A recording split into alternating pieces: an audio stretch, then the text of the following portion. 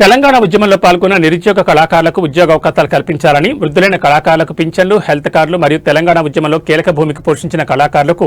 సముచిత స్థానం కల్పించే విధంగా రాబోయే బడ్జెట్లో కళాకారులకు కొంత శాతం కేటాయించి, ప్రభుత్వ ఉద్యోగాల్లో క్రీడాకారులకు కేటాయించిన విధంగా కొంత శాతం రిజర్వేషన్ కల్పించాలని, వృత్తి కళాకారులకు డిపిఆర్ఓ ద్వారా జిల్లా వ్యాప్తంగా కళా ప్రదర్శనలు కల్పించాలని, సాంస్కృతిక సారథిలో పనిచేస్తున్న కళాకారులకు ఉద్యోగ భద్రత కల్పించి పర్మనెంట్ చేయాలని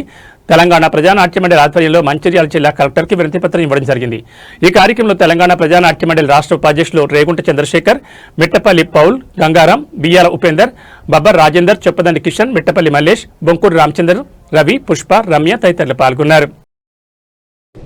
ఇవాళ రాష్ట్ర వ్యాప్తంగా అన్ని కలెక్టరేట్ల పరిధిలో కలెక్టర్ గారి ద్వారా ఈ ప్రభుత్వానికి తెలియజేయనిది ఏమనగా, తెలంగాణ ఉద్యమంలో కళాకారుల పాత్ర కీలకమైనది. అందులో భాగంగా గత టీఆర్ఎస్ ప్రభుత్వం ఏదైతే ఉందో 550 మందికి ఉద్యోగ అవకాశాలు కల్పించినప్పటికీ ఇంకా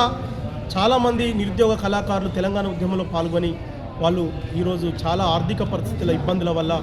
బయట తిరగలేకపోతున్నారు. ఆ 550 మందిని తక్షణమే రెగ్యులర్ చేయాలని, వాళ్లకు ఉద్యోగ భద్రత కల్పించాలని,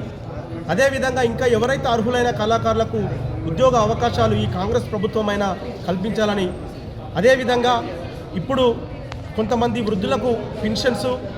అదేవిధంగా ఈసారి వచ్చే బడ్జెట్లో కళాకారులకు కొంత బడ్జెట్ కేటాయించి హెల్త్ కార్డ్స్ కానీ, వాళ్ళకు సంబంధించి ఆ బీమా సదుపాయం కానీ, ఇట్లాంటి కొన్ని విజ్ఞప్తులను ఈ ప్రభుత్వానికి తెలియజేయడం జరుగుతుంది.